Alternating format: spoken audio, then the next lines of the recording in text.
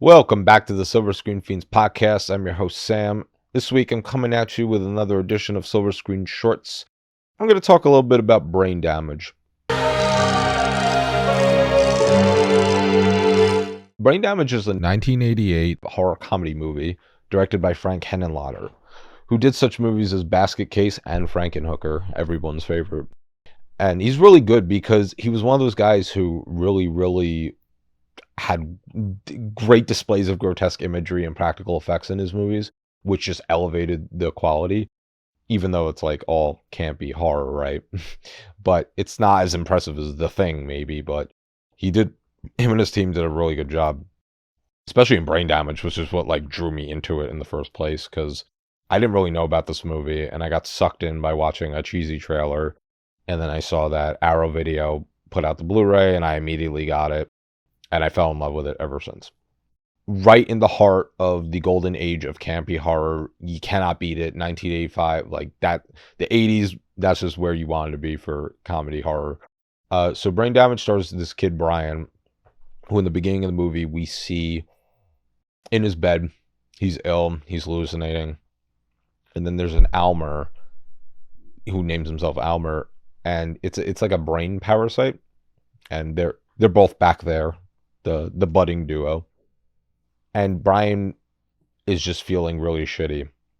And so Almer promises to make him feel better than he's ever felt before as long as he attaches him to the back of his neck. So he does it, and Almer takes out his like needle straw tongue and puts it right into Brian's neck. And Almer starts leaking fluids into Brian, which kind of shows the brain chemistry being reconfigured. And once that happens, Brian becomes newly invigorated. He has a brand new energy he's never felt before. He can see bright colors. He can hear clearly. And he's just having a great time. He's giggling like a school kid. And he's like, wow, I'm really hooked on this. I want to always keep feeling like this. Well, the movie is basically a cleverly written metaphor for drug addiction and abuse, right? Because Brian spends the whole time just in this cosmic state of being, and then as soon as it starts to wear off, he starts to fiend for a lot more. And that's where the real trouble begins.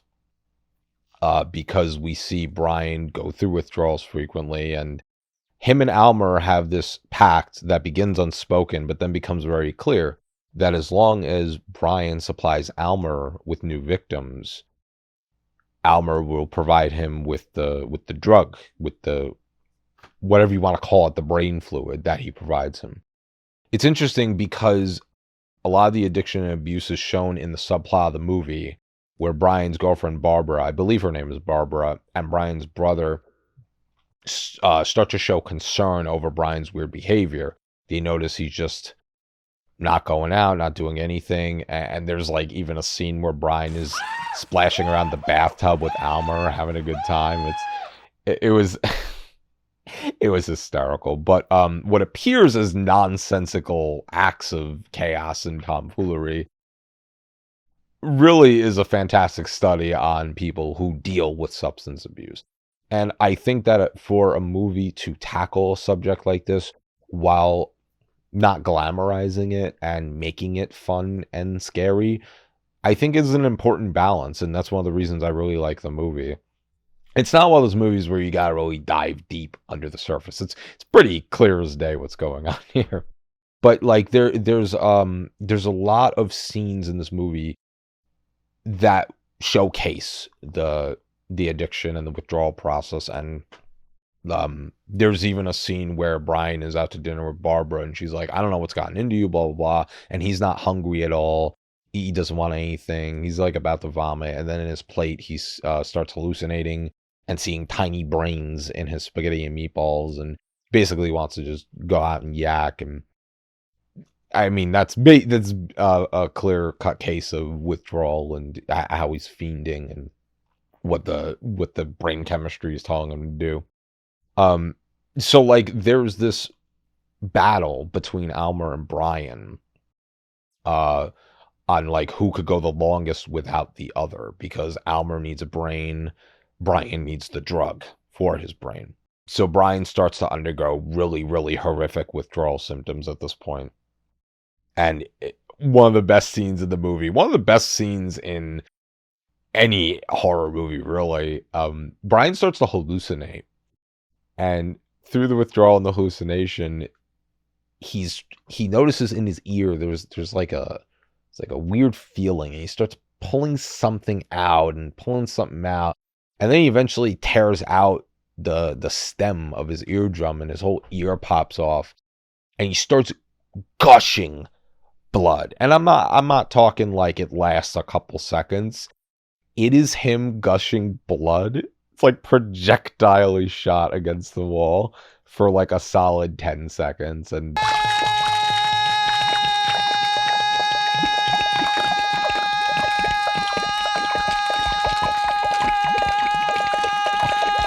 so, like I was saying earlier, this movie definitely has some of the coolest practical effects I have seen, especially like when they're showing the brain fluids leaking into him and Almer's interaction with his victims or Brian or anyone else.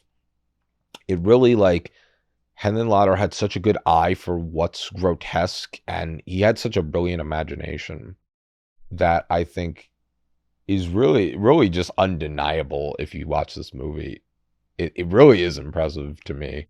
I also, Almer's voice actor, his name escapes me, I think it's Jonathan something. He was brilliant. He unfortunately passed away a few years back, but he really sells it in this movie because he's this parasite who speaks perfect English. This is the start of your new life, Brian.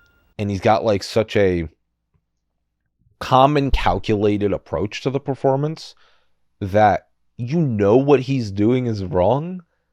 But you sometimes forget that this movie isn't like a fucked up reboot of The Odd Couple. The way that they interact with each other.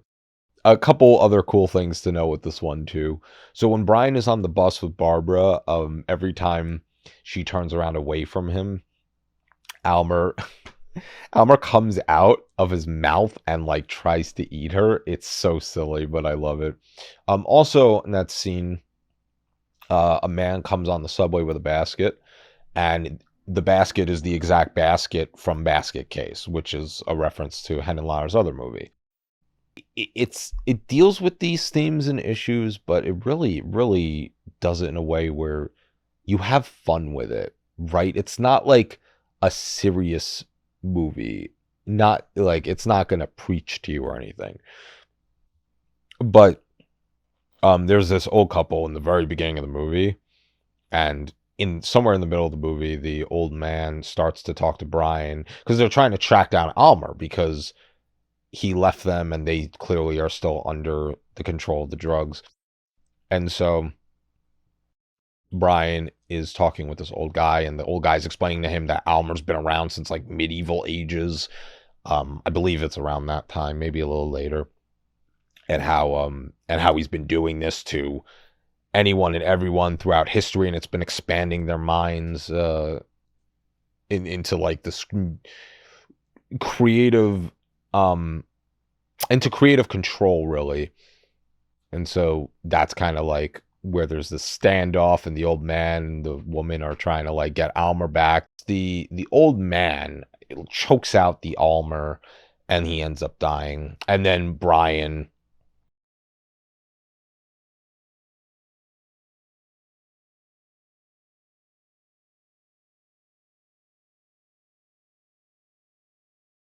and he starts to emit these forces of light and power back at his apartment that are unbearable.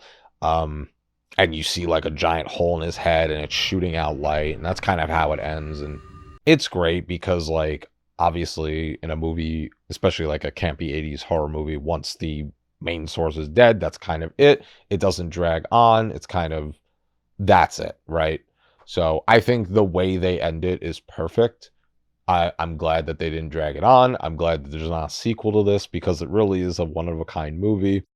Words do not do it justice. I think if you're a fan of horror, if you're a fan of comedy, if you're a fan of the 80s, if you're a fan of good practical effects, I would definitely check this out because it is a brilliant case study of how to do a campy 80s horror movie.